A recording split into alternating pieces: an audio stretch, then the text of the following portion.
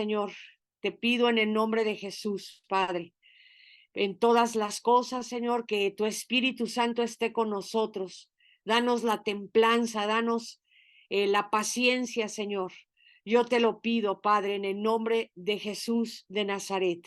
Gracias, Señor, y gracias por esta noche. Gracias porque estás con nosotros, porque estás, pues, aquí en el tema con nosotros. Gracias, Señor.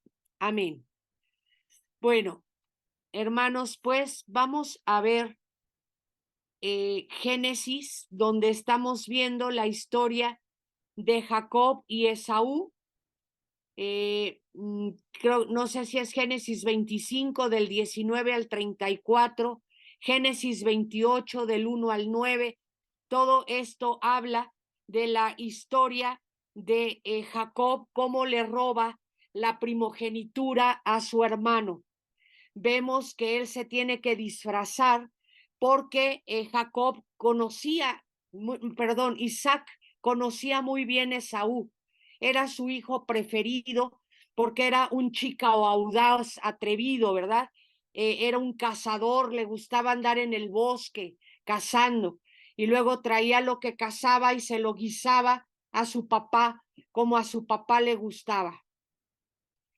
Lo que tenemos que ver aquí ya para cerrar este tema, hermanos, es que nosotros tenemos que darnos cuenta que Isaac no le entregó a Jacob, que fue el hijo bendecido por engaño, ¿verdad? Pero fue al que le dio toda la bendición del Señor. Aquí está la bendición, la voy a leer, como Isaac le dice que Dios te conceda el rocío del cielo, que dé la riqueza de la tierra, que te dé trigo y vino en abundancia, que te sirvan los pueblos, que ante ti se inclinen las naciones, que seas Señor de tus hermanos, que entre ti se inclinen, que ante ti, perdón, se inclinen los hijos de tu madre. Maldito sea el que te maldiga, bendito el que te bendiga. Vemos que Esaú, ¿verdad? Que Jacob, perdón, que Isaac le da toda la bendición a Jacob, todo se lo da a Jacob. Y cuando Esaú llora y le dice a su papá, papá, pues te equivocaste, Jacob se disfrazó y le diste toda la bendición a él, no hay nada para mí. Pues, ¿qué puedo decir ya, Esaú? Porque ya toda la bendición se le he dado a Jacob. Va a ser prosperado, sus enemigos van a ser derrotados, ¿verdad? Los que lo bendigan van a ser bendecidos, los que lo maldigan van a ser maldecidos, etcétera, etcétera. Toda la prosperidad para esa bendición. Y entonces, pues, Esaú llora amargamente porque ya es la segunda cosa que perdía. Como padres, hermanos, lo que podemos ver aquí, que lo que entregó Isaac a Jacob fue bendición. No fueron terrenos, no fueron casas, no fue dinero, no fueron bienes.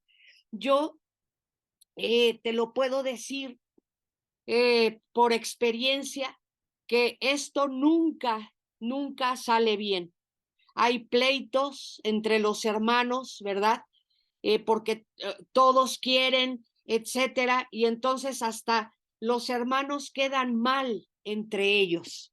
O sea, no está habiendo una actitud de amor, de apoyo, de vamos a repartir bien, no te preocupes, sino todos quieren todo, y entonces vemos que Isaac no le está dando a Jacob, mira, a ti te toca este terreno, a ti te toca esta casa, tengo tantos centenarios para ti, ¿verdad? Sino lo que le hereda, lo que nosotros tenemos que heredarles a nuestros hijos es bendición, bendecirlos, bendecirlos para que el Señor los pueda bendecir. El que se encarga de bendecir es Dios. Yo quiero que pongas mucha atención en esto.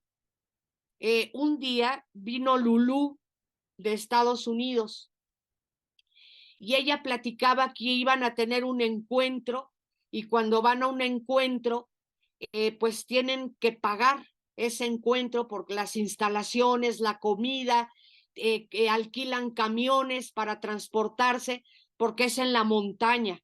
Hay venados allá donde se hacen estos encuentros. Entonces una chica se le acercó y le dijo, pastora Lulú, fíjese que yo no tengo para el campamento. ¿No tienes para el campamento? No. Dice, bueno, voy a darte un consejo, ora, quiero que te pongas a orar y a buscar a Dios y Él te va a dar lo del campamento. Yo no te voy a dar lo del campamento, porque no es ayudarte, sino que tú tienes que hacer crecer tu fe y creerle a Dios. Entonces dice que ya cuando se estaban subiendo a los camiones, la chica se le acercó y le dijo, pastora, estoy aquí. No me digas, sí, anoche hubo un milagro y mi papá me dio el dinero. Estuve orando como usted me dijo y tengo ya el dinero y aquí estoy para irme al campamento. Entonces esa chica, hermanos, no solo fue al campamento, sino creció en las cosas de Dios, creció en su comunión con Dios, ¿verdad? Dios la respaldó, Dios le mostró que la conoce, que le escucha, que el Señor quería que fuera ese campamento.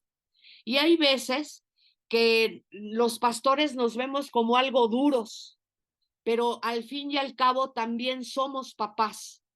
Y eso es lo que tenemos que hacer con nuestros hijos, bendecirlos.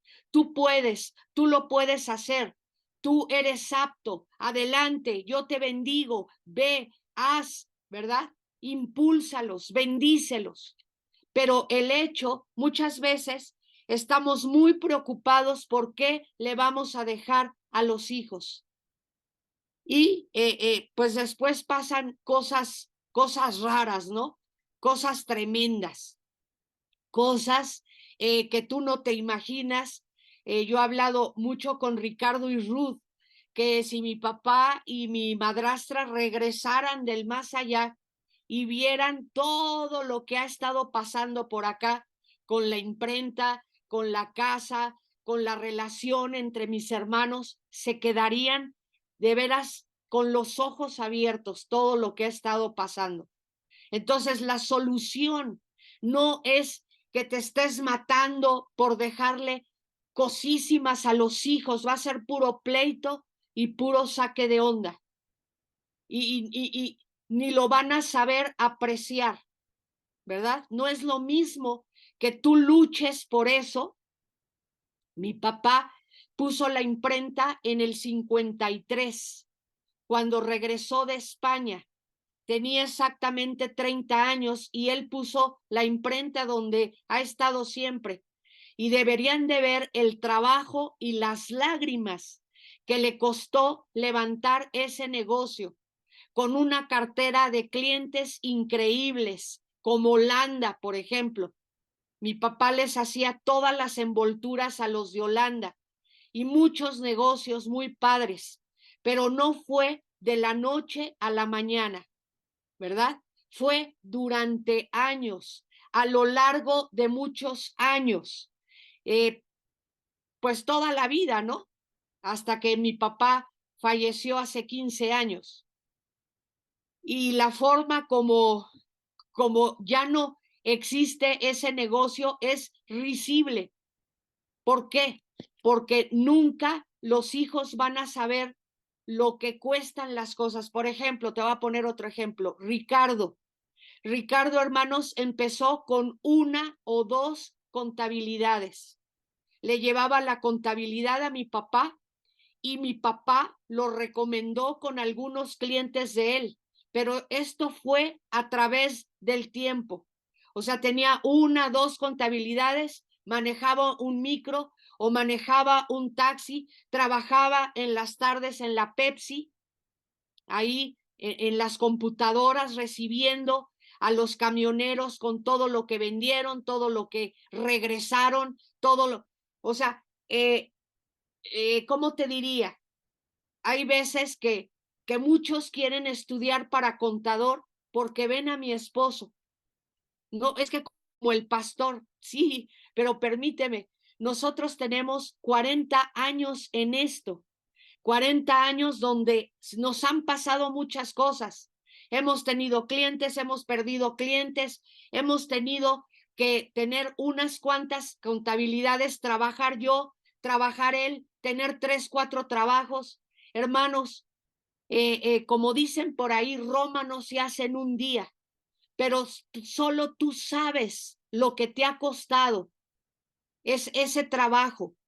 Y a veces dejárselos a los hijos no lo aprecian porque no les ha costado a ellos, no han sufrido ellos, no han tenido la gota gorda ellos.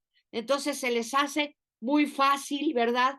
Cerrar, votar, cositas así, ¿no? O sea, que dijera Daisy, cositas así, que dices, ¿de qué me hablas? ¿Qué estás haciendo con el negocio? O con la casa o con lo que te dejaron, tonterías.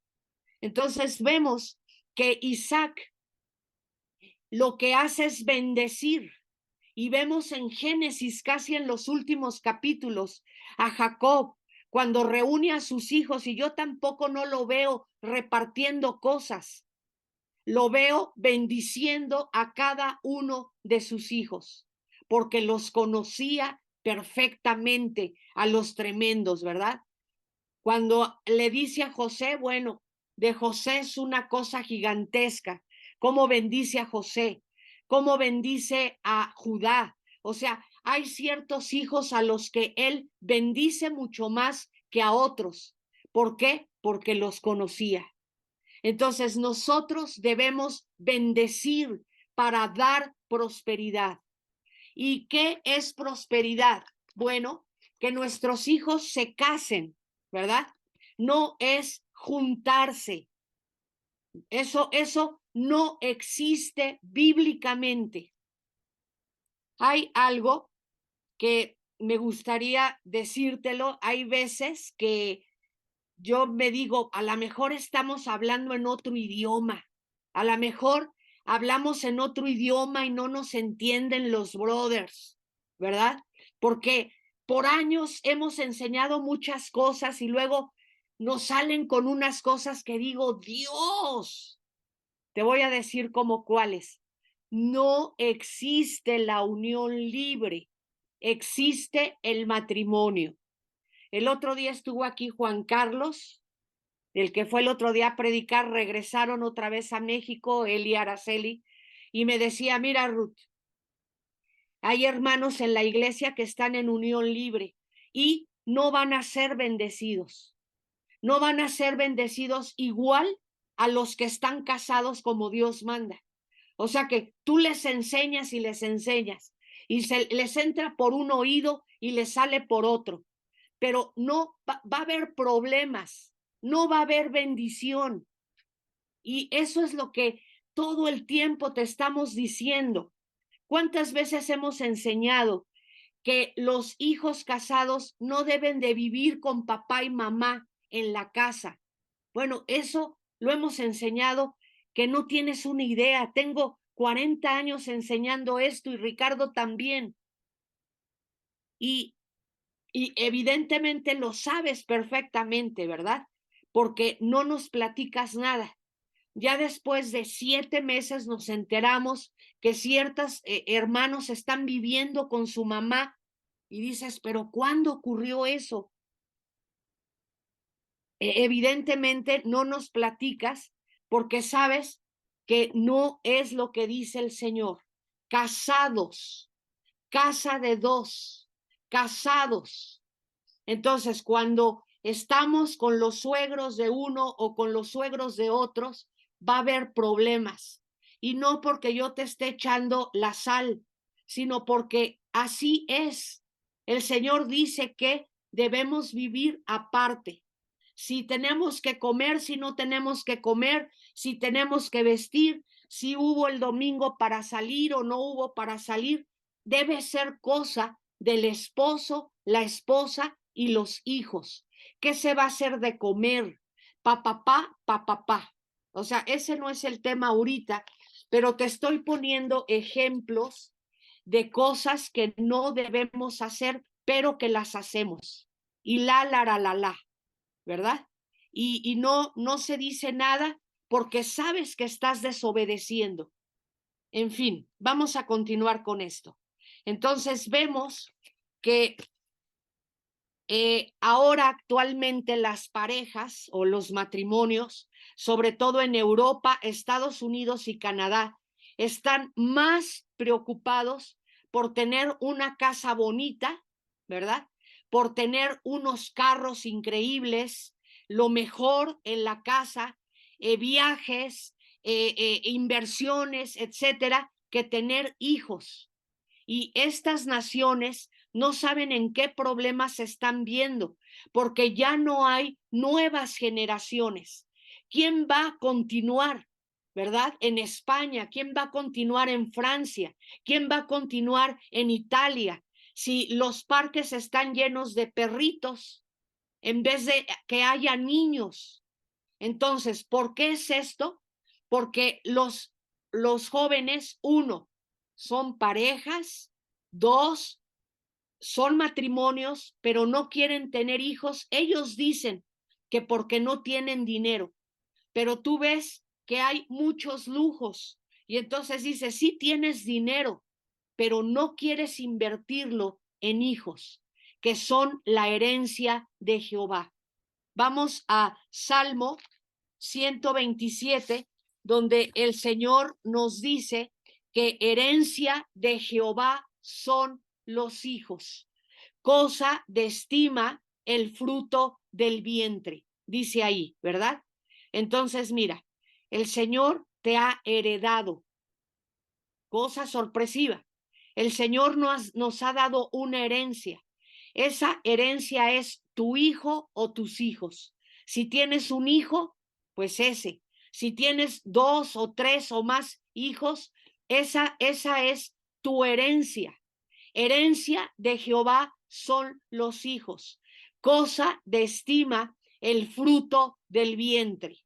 Entonces aquí vemos que el aborto es una verdadera locura, porque dice el Señor que es el fruto del vientre, un bebé, un hijo, que nace con un espíritu, con un alma y con un cuerpo físico. Ese bebé ya viene con un temperamento, con un carácter, con cualidades, con fortalezas, con debilidades, ¿verdad? Todo eso está en el alma. Y pues se parece a nosotros, gordito, chaparrito, con mucho pelo, con poco pelo, papá, con ojos así y asao. ¿Por qué? Porque se parece a nosotros físicamente también. Entonces voy a decirte esto. ¿Cuál es una familia bendecida? La que tiene hijos. O sea, no la que tiene una residencia con una alberca, sino ¿cuál es un matrimonio bendecido? El que tiene hijos. Por eso la cultura judía siempre busca tener hijos. Por eso vemos a Sara, vemos a tantas mujeres, Ana, a tantas que están tan desdichadas. Y miren que sus esposos, imagínense Sara, la esposa de Abraham, que eran tan ricos, pero ella no era feliz porque no le había dado Dios un hijo. Entonces, la bendición que tú tienes son tus hijos. Es la herencia que Dios te ha dado. Y tu deber es alimentarlos, cuidarlos, criarlos, sobre todo enseñarles las cosas de Dios. Como cristianos, nosotros tenemos que traer hijos para que amen y sirvan a Dios, para que sean luz a las demás personas. Para eso nos da el Señor a los hijos. Dice el Señor en este salmo que es como las flechas en la aljaba del valiente. ¿Qué es una aljaba? La bolsita, ¿verdad? Que tiene para colgarse, donde se ponen las flechas.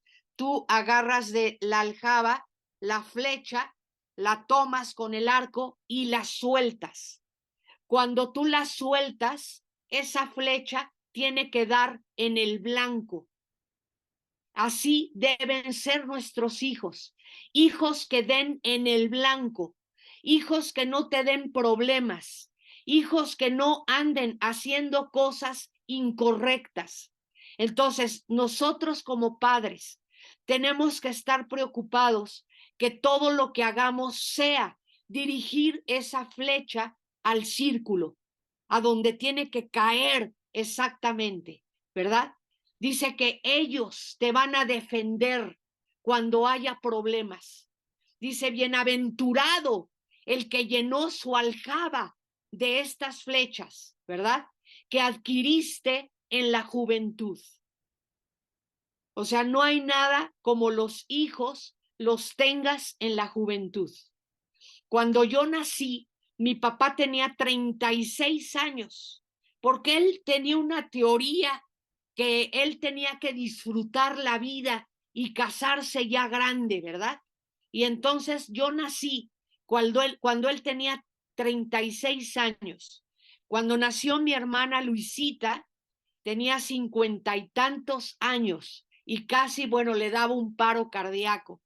Dijo, no, yo ya iba saliendo, ¿qué es esto? Y sí, ya un padre grande ya no tiene la misma energía para educar, para corregir, para enseñar, para alimentar, para proveer a esos hijos. Por eso pues lo más recomendable es que los muchachos se casen jóvenes para que tengan esa energía de vámonos a jugar fútbol, vámonos a acampar, vámonos a subir esa montaña, vamos a nadar. O sea, que jales con los hijos para todos lados y que ahí tú estés tratando con ellos. Acuérdense que cuando decimos, bueno, es que yo le dedico a mi hijo tiempos de calidad, no puede haber tiempos de calidad si no hay tiempos de cantidad, ¿verdad? Cuando tú estás con él y lo observas, lo que habla, lo que dice, oye hijo, te noto muy callado, ¿te pasa algo? ¿Cómo te ha ido con tus amiguitos? ¿Cómo te va con tus compañeritos? Pues me hacen bullying, ¿verdad? Y me roban el lunch todos los días. O sea, no te vas a poder enterar de eso si no hay tiempo de cantidad para que haya tiempo de calidad con nuestros hijos. Entonces, ¿qué dice la B, verdad? Bendecir para dar prosperidad. Y el Salmo 127 dice, amar para dar seguridad. Vimos el primer concepto. ¿Por qué esos chicos? Quiero platicarte esto. ¿Por qué los chicos y las chicas XX y XY llegan a la adolescencia y ya no saben qué son, ¿verdad? Porque no se les ha amado en casa, porque no se les ha abrazado, no se les ha amado, no has estado con ellos. Dice que des amor para dar seguridad, que tu hijo esté orgulloso de ser Sánchez, de ser Ojeda, de ser Martínez, de ser González, de ser, o sea, yo pertenezco a esta familia y yo estoy orgulloso de mi papá y de mi mamá y etcétera, etcétera. Entonces ese es el uno. Número dos, bendecir para dar prosperidad. Si quieres que tu hijo sea próspero en lo que haga, y escucha bien, hay muchas personas que no han ido a la universidad, pero aman a Dios, pero tienen a Cristo en su corazón y han sido prosperadas, hermanos. Muchas veces no es la carrera, es tu Dios en ti, tu Dios contigo, ayudándote en todas las cosas. Entonces, bendecir para dar prosperidad. Y vamos a ver la C, corregir, hermanos, corregir para dar sabiduría. Y vamos a empezar aquí, corregir para dar sabiduría. Sabiduría y conocimiento no son lo mismo. Psiquiatras se comunican llorando. Esto me dio una risa tremenda. Psiquiatras se comunican llorando con los pastores porque no saben qué hacer con sus propios hijos y sus esposas. Yo te voy a platicar algo. No hay mayor necedad que un psicólogo cristiano quiera meter la psicología en la casa. Craso error. O sea, no puedes hacer eso. Tienes que meter las cosas de Dios en tu casa, no la psicología. ¿Ok? Fíjate lo que dice aquí. Psiquiatras se comunican llorando con los pastores porque no saben qué hacer con sus propios hijos y sus esposas. La información académica para conocer la conducta humana, sus anormalidades, su curación y todos los conocimientos al respecto no les sirven de mucho para sus propias familias. O sea, ellos también tienen que reconocer y recurrir a la palabra de Dios. Si tú quieres ser un gran psicólogo en la casa, ¿verdad? No te voy a corregir porque te voy a traumar. Haz todo lo que quieras, ¿verdad?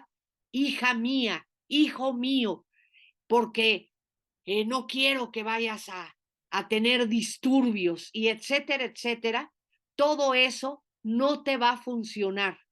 Te va a funcionar apegarte a la palabra de Dios y obedecer la palabra de Dios. Ayer veíamos en Apocalipsis que yo te enseño, pero tú oyes, pero todos obedecemos. No sirve de nada que yo esté aquí como merolico y tú escuchándome, si no vamos a obedecer lo que el Señor dice, hermanos. Entonces es obedecer, ¿verdad? Ok. El conocimiento por sí solo no es suficiente. El conocimiento por sí solo envanece. Es necesario adquirir sabiduría. Proverbios nos enseña que el énfasis es obtener sabiduría. O sea, ¿qué te dice Proverbios? Que el principio de la sabiduría es el temor de Jehová. Yo recuerdo haber tenido 2 o 3 veces aquí en la sala a una chica con carrera, con posgrados, con maestrías y ahí sobándose las manos con una bipolaridad tremenda. Y dije, ¿de qué ha servido todos esos estudios? Lo que necesitas es a Jesús en tu corazón. Necesitas la paz del Señor. Mi paz os dejo, mi paz os doy. Entonces, hermanos, o sea, hay veces que estamos luchando porque los hijos estudien una carrera y sí, qué padre, pero ya tienen la carrera y ahora qué, ¿verdad? Ahora qué, van en el quinto matrimonio, tienen que estar pague y pague pensiones alimenticias, estás pagando abogados, estás pagando el juzgado y dices, ¿qué es esto? ¿De qué sirvió tanto conocimiento? Si ahora estás en unos problemas que no puedes ni dormir, ahora tienes que tomar pastillas para dormir en la noche. Eso es lo que te está diciendo el Señor. El conocimiento por sí solo no es suficiente. El conocimiento por sí solo envanece. Es necesario adquirir sabiduría. Proverbios nos enseña que el énfasis es obtener sabiduría. ¿Qué sabiduría? Es la capacidad de aplicar los conocimientos a la solución de los problemas cotidianos. Eso es sabiduría. Que ante los problemas cotidianos, ¿verdad?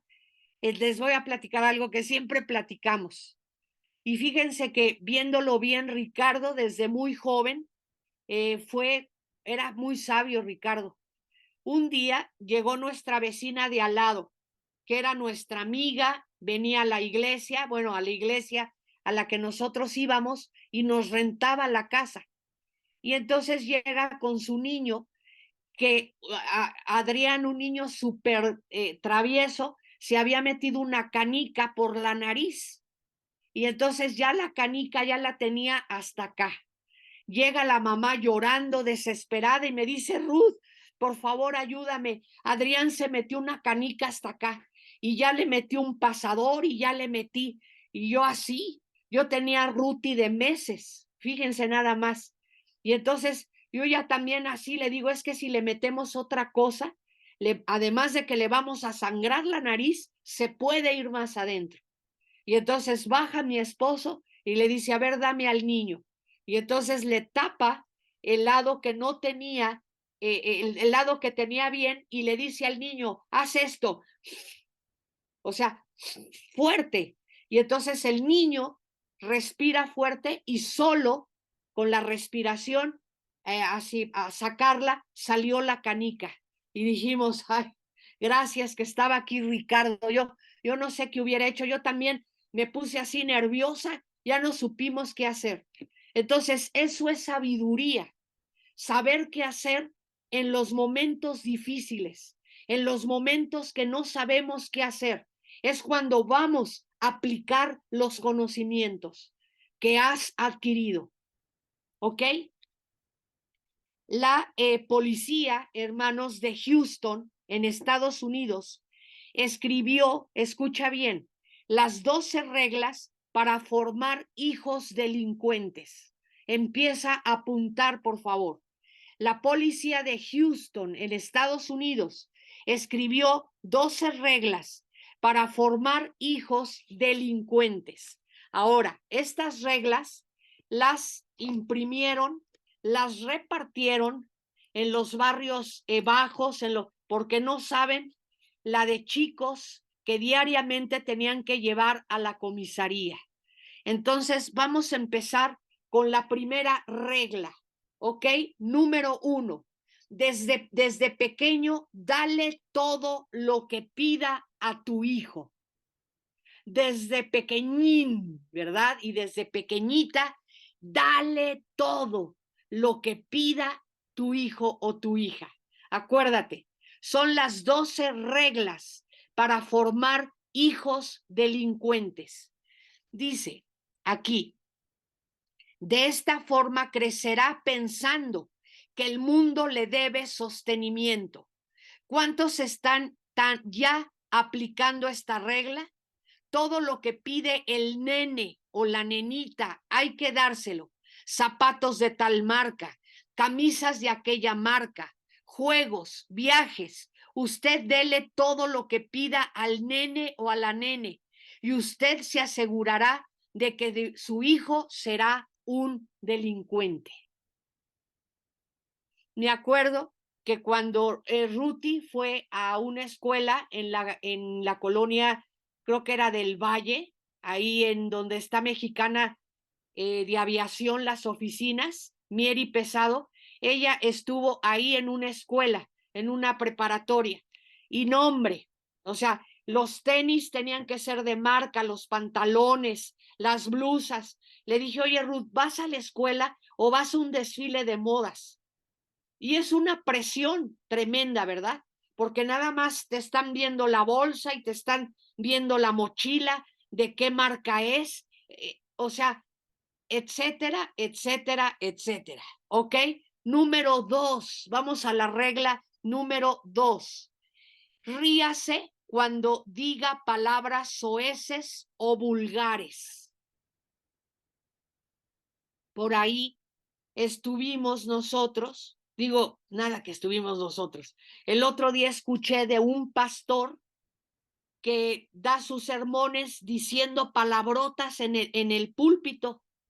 Y digo: mande. O sea, si dice esas palabrotas en el púlpito, imagínense en la casa, imagínense manejando, imagínense, o sea, ¿qué le pasa? O sea, eso no es un pastor. Y evidentemente, pues eso es lo que enseña. Y tiene una iglesia grande, hermanos, una iglesia numerosa. Dice penitente, bueno, dice hay una de palabras que dices, ¿qué está pasando?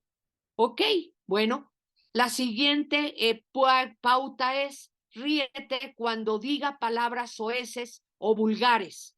Esto lo hará pensar que es gracioso. También lo estimulará a escoger frases más graciosas todavía, que más adelante le darán grandes dolores de cabeza. He estado con familias cristianas en las cuales el nene dice unas palabras que dan vergüenza y en vez de ruborizarse, lo celebran y piden que lo repita. ¿Qué? Hogares cristianos. Digo, porque lo hemos visto en el Internet. En el Internet, en YouTube, y no se diga el canalillo ese de TikTok y eso. O sea, los niñitos de 3 años dicen unas que dices, oye, me destrozaste los oídos, niño. Pero lo más curioso es que los papás aplauden, se ríen, repítela. Bueno, estuvo graciosísima. Vamos a continuar con la que sigue.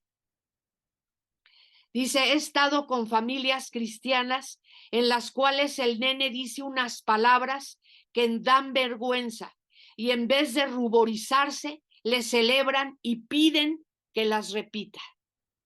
O sea, ese niño te va a poner en vergüenza. Es lo único que te voy a decir. Creo, hermanos, que se nos acabó el tiempo. Nos vemos para el próximo viernes con estas 12 reglas. Gracias. Muchas gracias, pastora. Buenas noches a todos. Adiós. Gracias, Bye. pastora. Chao.